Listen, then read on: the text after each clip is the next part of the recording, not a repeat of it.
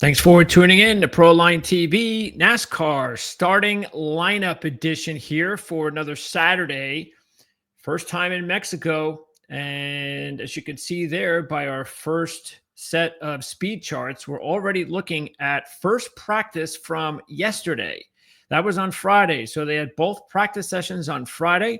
Qualifying just occurred a few minutes ago here on Saturday. It's 3:30 Eastern time as we're recording this video. And of course, the race will be in a little less than 24 hours from now on Sunday. So let's get right to it because practice, as we mentioned the other day on our long form preview, the in-depth preview is available usually every Tuesday. We're thinking about some potential scheduling changes, but for right now, everything is on Tuesdays. And of course, if we have any changes, we'll let you know before that.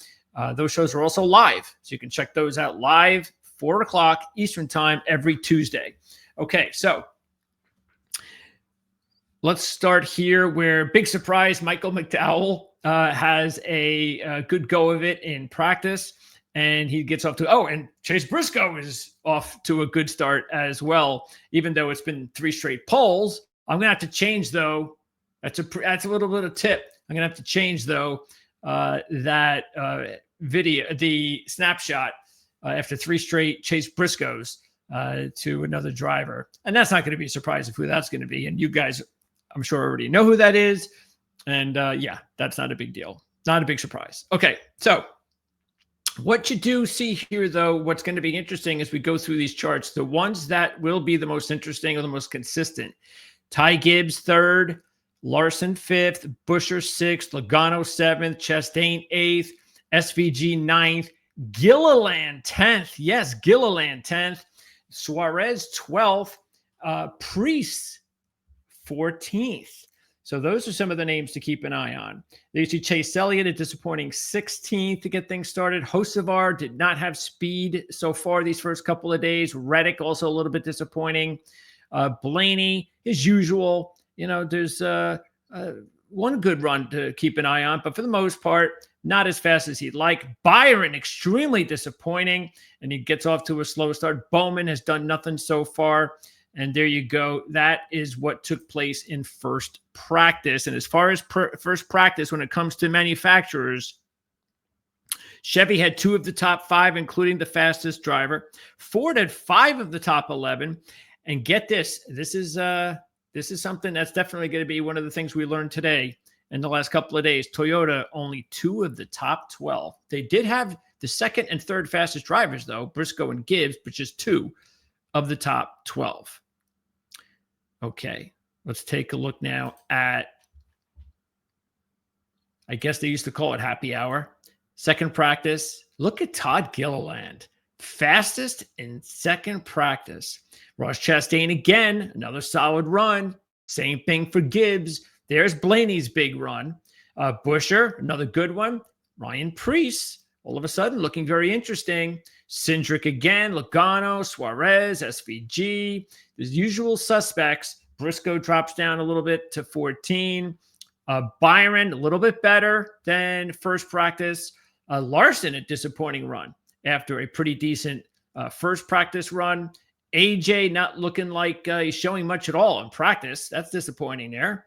McDowell, big drop. That was surprising. There you see Bowman doing nothing. Kyle Busch, a very disappointing run in practice there. You expected the exact opposite. Did not happen. Carson Hocevar, as I said, has not shown anything at all. Tyler Reddick also very disappointing. Now, what did we find out here? Most importantly, the manufacturer times. Ford, 6 of the top 8. That's pretty strong, including, of course, with Gilliland at the top there overall. Chevy only 1 of the top 8, and Toyota just 1 of the top 10. So Toyota, combining both practice sessions, had just 3 of the top 22 fastest drivers in practice. And really, there's only one Toyota. If you're just looking at practice, there's only one Toyota that's going to stick out, and that's the guy that you're going to put some money on this week if you haven't already done that, and that's Ty Gibbs, which, by the way, just happened to be our top long shot the other day. All right, now let's take a look at qualifying, and there you go. Yes, the surprise of surprises. SVG is on the pole. But look at the surprise there of Ryan Preece, second overall in qualifying after two really strong, well, actually two good practice runs on Friday. Chastain, he's been excellent so far. Gibbs, I mean, that's really where he's been the entire 3 sessions, right at that spot. He's been third, and fourth. McDowell rebounds and runs a good qualifying lap. Larson, looking good. Gilliland, still looking good. AJ, a much-needed qualifying run after slow practice speeds. Logano's looking good. So Suarez. Boy, did Kyle Busch need that too. So he's up to 11. Chase Elliott, he's been just top 15 so far, but I think that's okay. I'm not too worried about that. Matter of fact, I think that helps us out with the odds overall. We'll get into that in just a bit. And then as far as the rest, Buescher, a disappointing 16th. Blaney, not what he wants, but that's pretty much where Ryan seems to qualify nowadays. Briscoe, after being on the pole 3 straight weeks, goes to a road course and just not the same. Cindric, very disappointing after Cindric had practice runs of 4th and 7th, not very good on just the one lap. But as we said, practice is more important than the qualifying position. Plus, that'll help you out with the odds. Reddick, very disappointing so far. Same thing with Hocevar. Byron, maybe the most disappointing. I might be able to up one that. Not with Bowman because that was predictable. Christopher Bell. Wow. In practice, he did not have a top 10, 2 top 15s, which is okay. But what on earth is going on with Christopher Bell? And that's it. That's what you get there for the 3 practice sessions. Now, manufacturers. Chevy, 4 of the top 6 plus the pole sitter. Ford, 3 of the top 9. Toyota, only 1 of the top 13. And that was Gibbs. So combine that now for Ford. That is 4 of the top 35. And if the Toyota wins this race, that is going to be quite surprising. Unless it's types. Okay. So let's just get that out of the way. I'm sorry. But as far as Toyota drivers, you can't do it. You just can't. You look, forget Briscoe, as I said. Reddick, very disappointing. And of course, so is Bell. Those are, of course, without Denny Hamlin here too, that basically sticks out. But don't forget, we said this the other day about Christopher Bell. If you really look at it, we didn't like him as the second choice. And a big reason why, even though we know he's one of the top road course drivers, is that he shouldn't really be ahead points-wise as some of these other drivers based on the fact that he's only led 64 laps in his entire career on road courses over 21 races. Yes, he has a couple of runner-ups. Yes, he has a couple of wins. And yes, he's a really good driver on road courses. But I'm sorry, it's just not where he should have been. Now, if he gets to drop down and he's behind, well, look, Byron's not going to be any better off. And we thought Byron was going to be a good pick this week because he's been a very underrated road course driver. Second at COTA this year, just behind Bell. And he's got 2 wins and 2 runner-ups, just like Christopher Bell, but 244 laps led.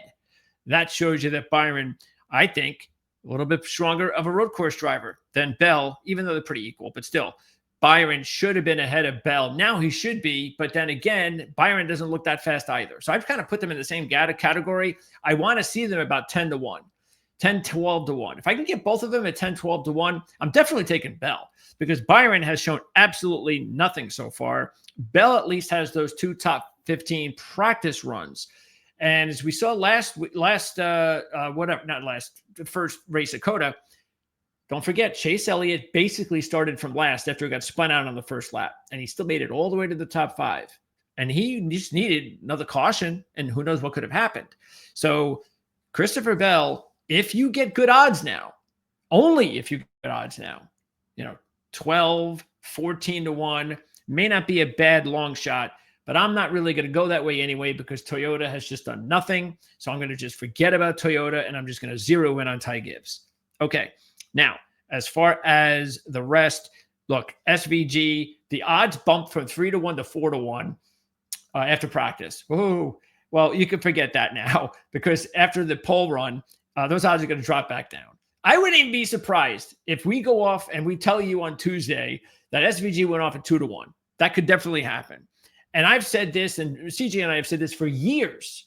We've said this regarding any driver in any situation that is under 3-1 in a cup race. You can't take them. You just can't. There's too many variables that can happen in a race. Bad luck. And that's the whole, I mean, how often do we see in NASCAR, the Cup Series, that not always the best driver wins? So why on earth would anybody wager on a NASCAR driver at 3-1 or lower in a race is beyond me. But unfortunately, I think that's where SVG is going to be. So there's just going to be no value there whatsoever. The only thing I can say is, look, if you believe in him the way you would believe, say, in Scotty Scheffler in golf, and hey, he's the best. He hasn't won a road course race yet. He's overdue. Chevy looks just as strong as Ford. Toyota, I'm not going to have to worry about except Gibbs. This is a good opportunity. It's a track that none of the other drivers are familiar with, so it's really make things even a better advantage for SVG. I'm willing to do it. I'm going to put all of my money on SVG. That's okay. I think that's an okay idea of thinking. But that's it. I mean, I just hope that if you do that, you win.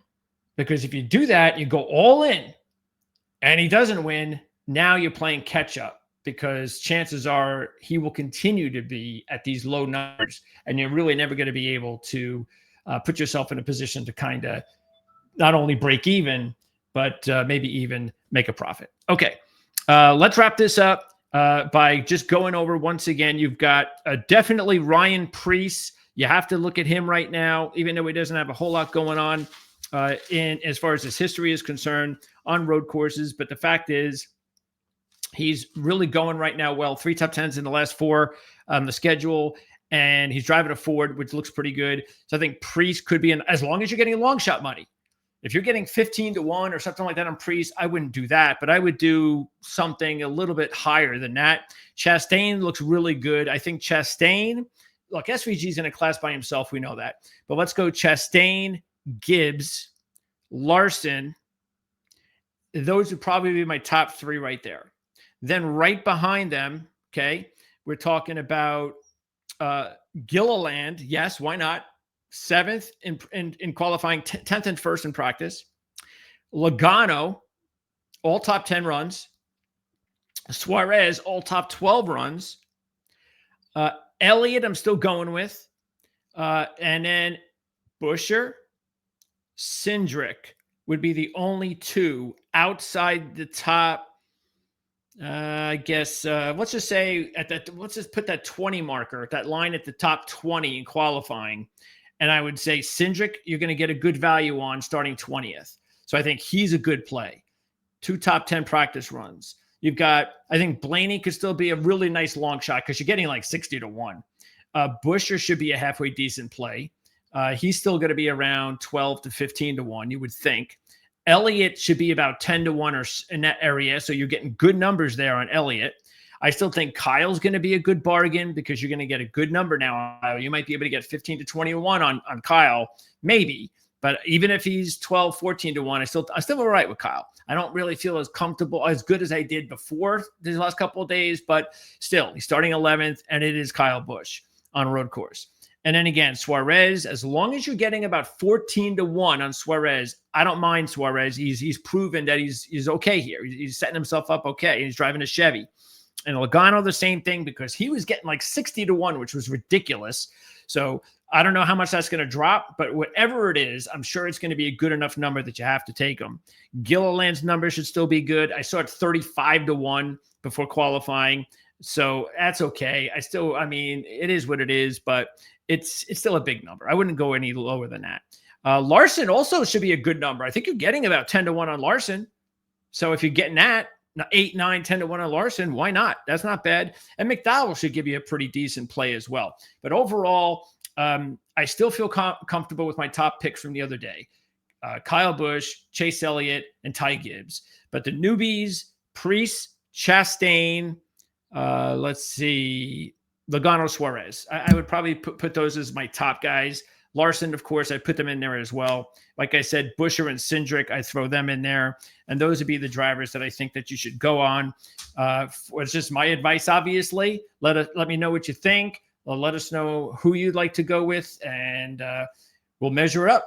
talk about it on Tuesday. Should be a lot of fun recapping the race from Mexico, the inaugural race, from Mexico. Looking forward to that. And if you have any other questions, ideas, suggestions, let us know in the comments section. Subscribe, like, share, all that kind of cool stuff. We really appreciate that. That's the best way to contribute to the channel.